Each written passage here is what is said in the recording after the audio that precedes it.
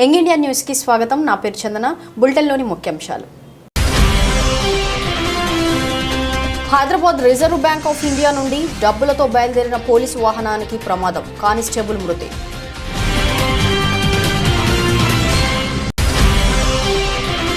Mylar Devupalli police station పరిధిలోని దుర్గానగర్ సమీపంలో ప్రధాన రహదారిపై స్థానికులు ఆందోళన. రోడ్లన్నీ గుంతలు పడినా అధికారులు పట్టించుకోవడం లేదని ఆగ్రహించిన గ్రామస్తులు.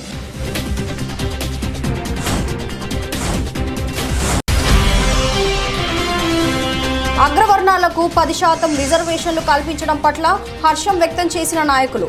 మోదీ చిత్రపటానికి పాలాభిషేకం. Hyderabad reserve bank of India నుండి డబ్బులతో బయలుదేరిన పోలీసు వాహనం ఇల్లందు సమీపంలో ఖమ్మం జిల్లా సరిహద్దు లలితాపురం సింగరేణి చెక్పోస్టు వద్ద ప్రమాదానికి గురైంది. డబ్బులతో వస్తున్న స్కార్పియో వాహనాన్ని టిప్పర్ లారీ ఢీకొట్టడంతో కానిస్టేబుల్ దస్తగిరి మృతి చెందాడు. ఈ వాహనం హైదరాబాద్ నుండి ఖమ్మం ఇల్లందు మీదుగా భద్రాచలం వెళ్తుండగా ఈ దుర్ఘటన జరిగింది. ఈ సంఘటనపై ఇల్లందు పోలీసు అధికారులు విచారం వ్యక్తం చేస్తున్నారు.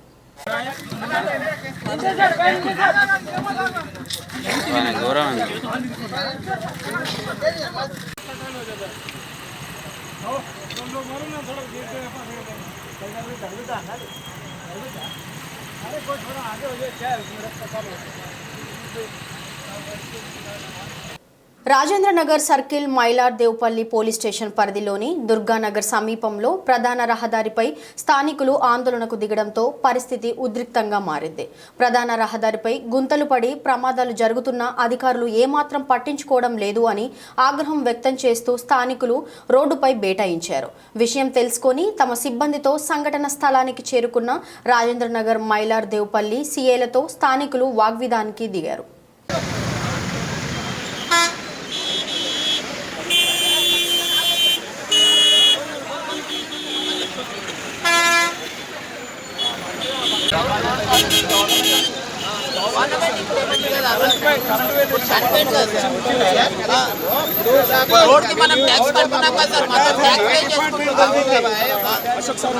అశోక్ సార్ ఉన్నప్పుడు కూడా 2-3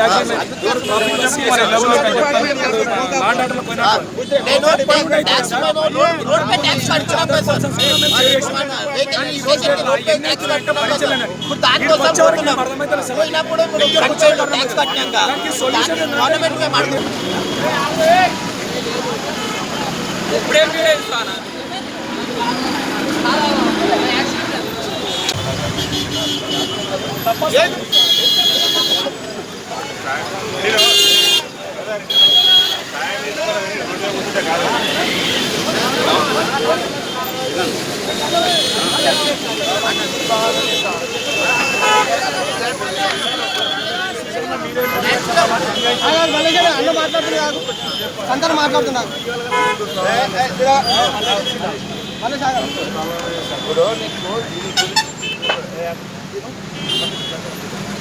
నేను వాట్సాప్లో పెట్టిన హెచ్ఎంఆర్డీకి రోడ్డుది మున్సిపాలిటీకి కాదంట.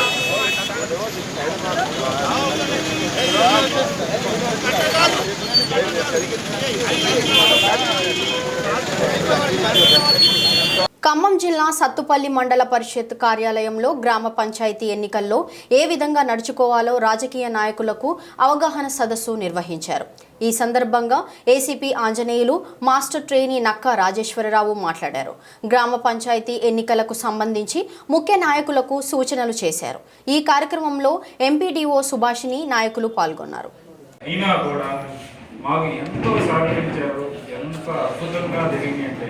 ఒక చిన్న సంఘటన, మొన్న డీజీ గారు కూడా వీడియో కాన్ఫరెన్స్ తీసుకొని ఇదే విషయం చెప్పడం జరిగింది. రాష్ట్రంలో ఒక చిన్న రీపోలింగ్ కూడా జరగలేదు. మొట్టమొదటగా భారతదేశ చరిత్రలోని ఇదొక సువర్ణాధ్యాయం. తెలంగాణ ఎన్నికలు, అసెంబ్లీ ఎన్నికలు 2018.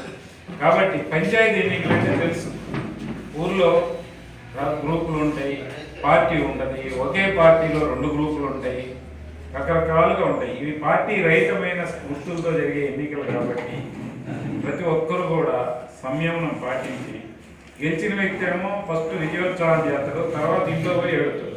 ఎందుకంటే డబ్బులు బాగా ఖర్చు అయినాయి. ఓడిపోయిన వ్యక్తి ముందు పోయి ఏడుతాడు, అంతే తేడా. ఎందుకంటే నాకు తెలుసు, నేను చిన్న పిల్లవాడప్పుడు మా వాళ్ళు కూడా పంచాయతీ ఎన్నికల్లో పోటీ చేశారు. మా మదర్ వార్డు నెంబరు, మా చిన్నాయన వార్డు మెంబరు. మొత్తం అప్పుడు వార్డు 5 ఊర్ల పంచాయతీలో వార్డు మెంబర్లు సర్పంచ్ని ఎన్నుకున్నారు 1971లో. ఎంప్లాయీస్ పోటీ కొడుకులే, వాళ్ళ సంబంధం కాదు, వాళ్ళు అవుట్ సోర్సింగ్ వాళ్ళు కదా. ఇప్పుడు మన ప్రభుత్వం శాలరీ ఇచ్చినా కానీ కొన్నిసార్లు ఇప్పుడు అవి ఏమేమి అందులో ఇంకోటి వాళ్ళకి శాలరీ ప్రభుత్వం డైరెక్ట్ ఇది అవుట్ సోర్సింగ్ కాంట్రాక్ట్ ఉంటుంది, కాంట్రాక్ట్ ద్వారా పే చేస్తారు. కాబట్టి సరిపోతే అర్హులే. ఒకటేనండి, ఫండమెంటల్ ఒకటి గుర్తుపెట్టుకోండి.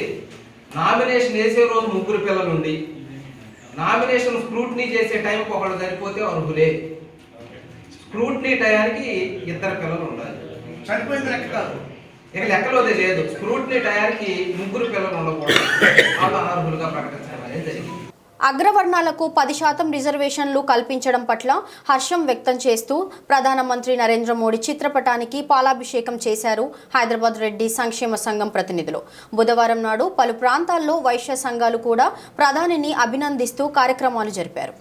బ్రాహ్మణ సంఘము, సంక్షేమ సంఘము మరియు రెడ్డి సంక్షేమ సంఘం కూడా ఏర్పాటు చేయారు. వారికి కూడా ప్రత్యేకంగా అభినందనలు తెలియజేస్తున్నాము. మరి నిన్న జరిగిన చర్చలో ఎవరు కూడా వ్యతిరేకించకుండా కేసీఆర్ గారు ఉదయమే ఫోన్ చేసి మనమందరం కూడా తప్పకుండా ఈ యొక్క బిల్లుకు మద్దతు తెలపాల్సిన అవసరం ఉంది. ఆర్థికంగా వెనుకబడిన వాళ్ళు అగ్రకులాల్లో చాలా మంది ఉన్నారు. వాళ్ళందరినీ దృష్టిలో పెట్టుకొని మనం ఈ యొక్క సాహసోత్తమైన నిర్ణయం తీసుకున్నాము. దానికి మీరందరూ కూడా ఎంపీలు కూడా మద్దతు తెలియజేశారు. కాబట్టి ముఖ్యంగా మన పార్లమెంటరీ నాయకుడు జితేందర్ రెడ్డి గారికి మరియు కల్వకుంట్ల కవిత గారికి ప్రత్యేకంగా అభినందనలు తెలియజేస్తూ కేసీఆర్ గారికి కృతజ్ఞతలు తెలియజేస్తున్నాము. ఎందుకంటే ఆర్థికంగా వెనుకబడిన అగ్రకుల వాళ్ళు ఎంతోమంది కూడా ఈ రిజర్వేషన్ ద్వారా లబ్ధి పొందే అవకాశం ఉంది. కాబట్టి కేంద్ర ప్రభుత్వానికి, రాష్ట్ర ప్రభుత్వానికి, కేసీఆర్ గారికి ప్రత్యేకంగా అభినందనలు తెలియజేస్తూ వాటికి అతీతంగా ఈ యొక్క రెడ్డి సంక్షేమ సంఘం ఆధ్వర్యంలో, ముషిరాబాద్ నియోజకవర్గం ఆధ్వర్యంలో ఈ యొక్క కార్యక్రమాన్ని ఏర్పాటు చేసిన సంఘానికి ప్రతి ఒక్కరికి పేరు పేరున ధన్యవాదాలు తెలియజేస్తూ ముగిస్తాం. ఓసీ వర్గాల్లో ఉన్నటువంటి పేదలను గుర్తించి మరి స్వాతంత్రం వచ్చి 72 సంవత్సరాల తర్వాత కూడా ఈరోజు ఓసీ వర్గాల్లో మరి పేదరికాన్ని గుర్తించి ఈరోజు 10% రిజర్వేషన్. వికారాబాద్ జిల్లా కొడంగల్ నియోజకవర్గం దౌలతాబాద్ మండలంలోని నీటూర్ గ్రామంలో రాత్రి 1 గంట సమయంలో బహిర్భూమికి వెళ్లిన కాంగ్రెస్ పార్టీ సర్పంచ్ అభ్యర్థి విశ్వనాథం ఆచూకీ తెలియరాలేదు. ఈ రోజు కాంగ్రెస్ పార్టీ తరపున సర్పంచ్ అభ్యర్థిగా విశ్వనాథం నామినేషన్ వేయనున్నారు. ఈ క్రమంలోనే అభ్యర్థిని కిడ్నాప్ చేశారని కుటుంబీకులు అనుమానం వ్యక్తం చేస్తున్నారు.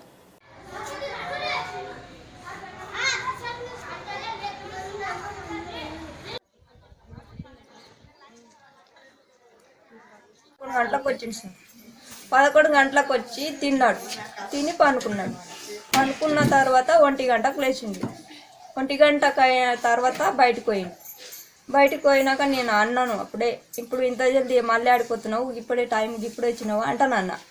అంటే బయటకు వేస్తాను, నేను ఆడిపోతా, దొడ్లకు మ్యాథ్ వేసేస్తా అంటాను అన్నాడు. అంతే సార్. ఇక బయటకు వచ్చేసిండు. ఇక తెలియదు సార్. మళ్ళీ అర్ధ గంట అయిన తర్వాత నేను లేచిన. అర్ధ గంట అయిన తర్వాత లేచినాక బయటకు వచ్చి చూస్తే బుగ్గ కరెంటు లేదు. చెప్పు ఈడొక చెప్పు పడ్డది, గేట్ అవతల ఒక చెప్పు పడ్డది. అంతే సార్. ఇక అనుమానం అంటే ఇంతకుముందు కొట్టుకున్నాం, అయినా అది కేసు ఉందే లేదో తెలియదు. కానీ వాళ్ళ అనుమానం వాళ్ళు చేశారని నమ్మకం నాకేమో ఉండదు, డౌట్. కానీ ఇక ఇప్పుడైతే ఎలక్షన్లు ఉన్నాయి కదా, నామినేషన్ వేసేటందుకు ఇట్లా కిడ్నాప్ చేసిండ్రా, నాకు డౌట్ ఉండదు సార్. అంతే. స్వరాజ జాక విశ్వనాథం గారి తమ్ముడినే నేను. ఇంకోటి ఆయన 2009కి వెళ్ళి 2014 వరకు సర్పంచ్గా చేసిండ్రు.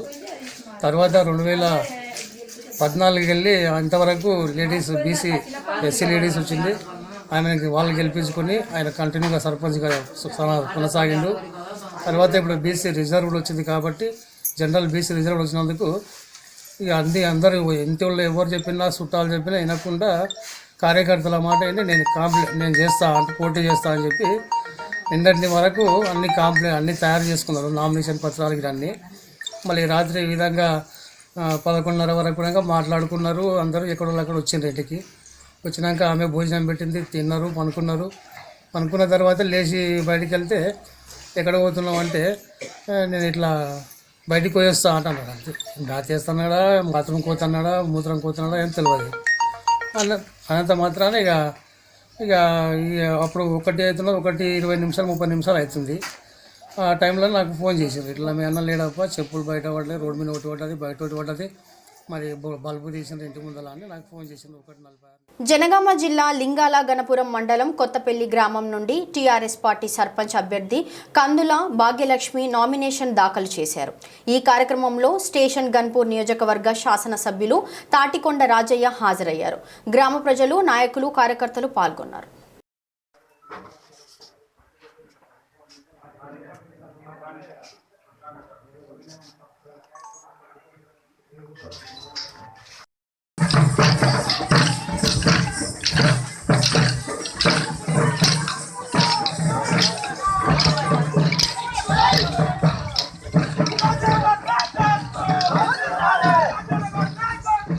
మహబూబ్ నగర్ జిల్లా మూసాపేట్ మండలం చక్రాపూర్ గ్రామానికి చెందిన తిరుపతమ్మ మిస్సింగ్ కేసుపై తెలంగాణ రాష్ట్ర రంగారెడ్డి జిల్లా మహేశ్వరం పోలీసులు దర్యాప్తు చేపట్టారు.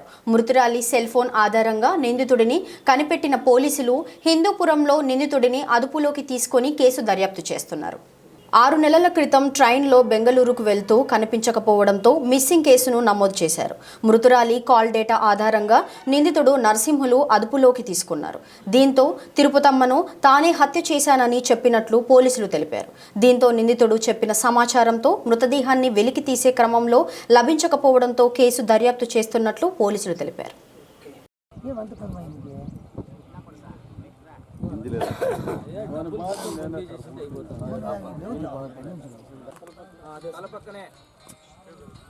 అంటే అది లేడీ బాడీనే జెంట్ బాడీనే ఫస్ట్ మనం పరంగా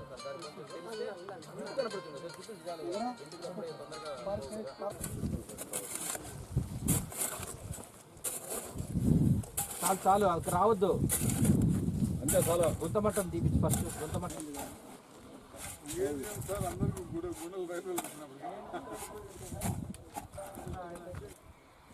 తీసి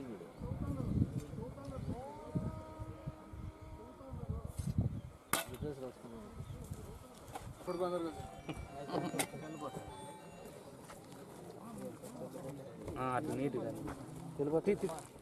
తీయద్దు వాళ్ళ హాస్పిటల్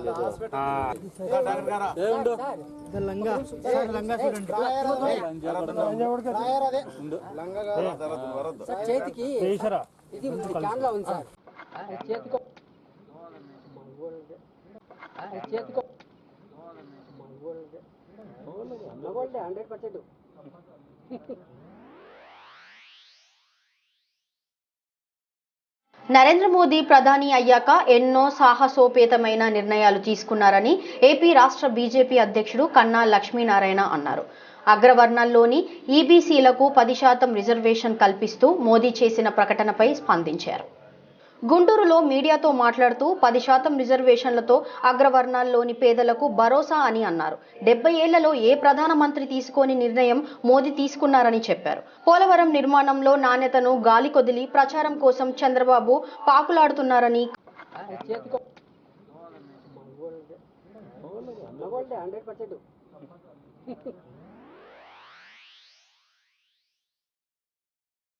నరేంద్ర మోదీ ప్రధాని అయ్యాక ఎన్నో సాహసోపేతమైన నిర్ణయాలు తీసుకున్నారని ఏపీ రాష్ట్ర బీజేపీ అధ్యక్షుడు కన్నా లక్ష్మీనారాయణ అన్నారు. అగ్రవర్ణాల్లోని ఈబీసీలకు 10% రిజర్వేషన్ కల్పిస్తూ మోదీ చేసిన ప్రకటనపై స్పందించారు. గుంటూరులో మీడియాతో మాట్లాడుతూ 10% రిజర్వేషన్లతో అగ్రవర్ణాల్లోని పేదలకు భరోసా అని అన్నారు. 70 ఏళ్లలో ఏ ప్రధానమంత్రి తీసుకోని నిర్ణయం మోదీ తీసుకున్నారని చెప్పారు. పోలవరం నిర్మాణంలో నాణ్యతను గాలి కొదిలి ప్రచారం కోసం చంద్రబాబు పాకులాడుతున్నారని కన్నా విమర్శించారు. త్రిబుల్ తలాక్ బిల్లు తీసుకొచ్చినటువంటి సందర్భంలోనైతేనేమి, అలాగే నిన్న తీసుకుంటున్నటువంటి చారిత్రాత్మక నిర్ణయం కొన్ని దశాబ్దాలుగా అగ్ర కులాల్లో ఉన్నటువంటి పేదరికంలో మగ్గుతూ ఎంతో ఉన్నతమైనటువంటి చదువులు చదువుకొని ఉద్యోగాలు రాక బాధపడుతున్నటువంటి యువత మనసులో ఉన్నటువంటి సమస్య ఏదైతే ఈ అగ్రవర్ణాల్లో ఉన్నటువంటి సామాజికంగా ఆర్థికంగా వెనకబడినటువంటి ఈ వర్గాలు ఎంతో కష్టపడి పిల్లల్ని చదివించుకొని వారు తీరా ఆ పోటీలో అందుకోలేక అనేక సందర్భాల్లో 1-2 అర్ధ మార్కుల్లో ఎంతో ఉన్నతమైనటువంటి పదవుల్ని కోల్పోయినటువంటి విషయం మనం చూస్తున్నాం. ఐఏఎస్, ఐపీఎస్ లాంటివి, అలాగే డాక్టర్ సీట్లు లాంటివి కానీ ఇలాగా అనేక సందర్భాల్లో కూడా వాళ్ళకి అన్యాయం జరిగినటువంటి మాట మనం చూస్తూ ఉన్నాం. ఏదైతే భారతీయ జనతా పార్టీ సిద్ధాంతం ఉందో ఇదంతా కూడా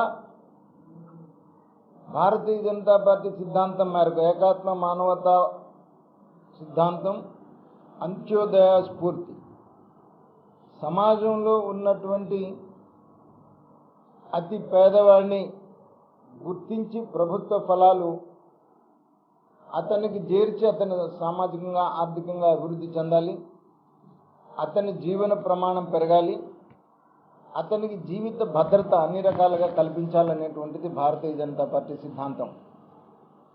ఏపీలో ప్రతిపక్ష నేత జగన్ పాదయాత్ర పూర్తవుతున్న సందర్భంగా శ్రీకాకుళం జిల్లాలో ఏర్పాటు చేసి విజయ స్తూపం అత్యుద్భుతంగా తీర్చిదిద్దారు. ప్రజా సంకల్ప పాదయాత్ర పూర్తవుతున్న నేపథ్యంలో విజయ సంకల్ప స్తూపం ఆకర్షణీయంగా రూపుదిద్దుకుంది. ఇచ్చాపురం బైపాస్ వద్ద బహుదా నదీ తీరంలో ఏర్పాటైన ఈ స్తూపం ప్రత్యేకంగా ఉండేలా ఏర్పాటు చేశారు. నేటితో 341 రోజుల పాదయాత్ర పూర్తి చేయనున్న వైఎస్ జగన్ 90 అడుగుల ఎత్తైన ఈ స్తూపాన్ని ఆవిష్కరించనున్నారు. ప్యారిస్లోని ఈఫిల్ టవర్ ను తలపిస్తూ ఏర్పాటు చేసిన పైలాన్ ఆకట్టుకుంటోంది. స్తూపంపై బాగాన పార్లమెంటు తరహాలో వృత్తాకారంలో వైఎస్ఆర్ కాంగ్రెస్ పార్టీ జెండా రంగులతో కూడిన భాగాన్ని ఏర్పాటు చేశారు.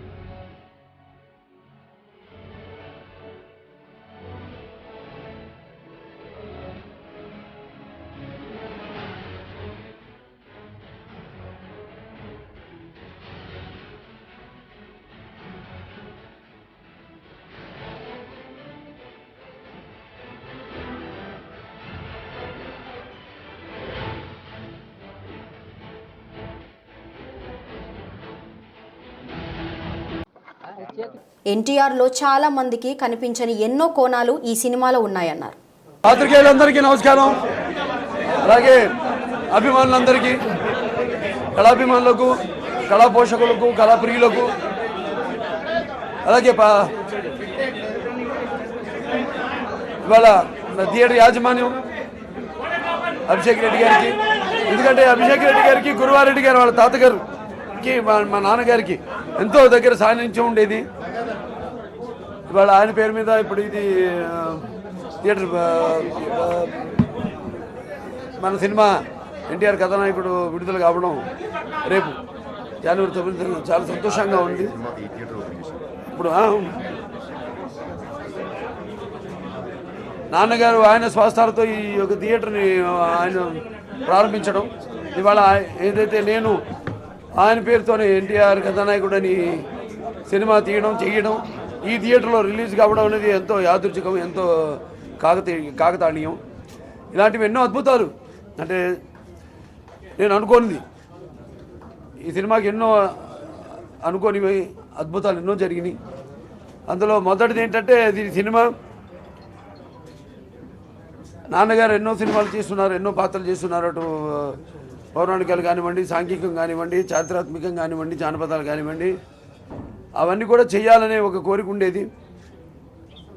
కొన్ని చేస్తున్నాను, ప్రేక్షకులు కూడా ఆదరిస్తున్నారు, చేసిన ప్రతి ప్రయత్నాన్ని ఆశీర్వదిస్తున్నాను. అటువంటిది ఆయన పాత్రే నేను చేస్తానని నేను ఎప్పుడు అనుకోలేదు. అటువంటిది ఇవాళ ఆయన పాత్రను పోషిస్తూ ఎన్టీఆర్ కథానాయకుడు, ఎన్టీఆర్ మహానాయకుడు అని 2 భాగాలుగా ఆయన జీవిత చరిత్రను ఆవిష్కరించడం జరుగుతుంది. అంటే మామూలుగా అందరికీ తెలిసింది ఆయన సినిమా జీవితం వరకు, తర్వాత రాజకీయాల్లోకి వచ్చాక ఆయన రాజకీయ జీవితం. ఇవి కాకుండా అంటే ముఖ్యంగా ఇది అమ్మగారు నాన్నగారి మధ్య జరిగే కథ. బులెటిన్ ముగించే ముందు ముఖ్యాంశాలు మరోసారి. Hyderabad reserve bank of India నుండి డబ్బులతో బయలుదేరిన పోలీసు వాహనానికి ప్రమాదం, కానిస్టేబుల్ మృతి.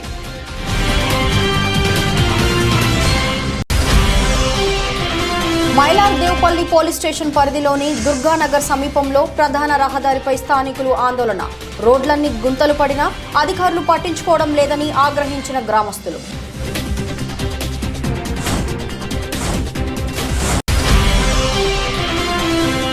అగ్రవర్ణాలకు 10% రిజర్వేషన్లు కల్పించడం పట్ల హర్షం వ్యక్తం చేసిన నాయకులు, మోదీ చిత్రపటానికి పాలాభిషేకం.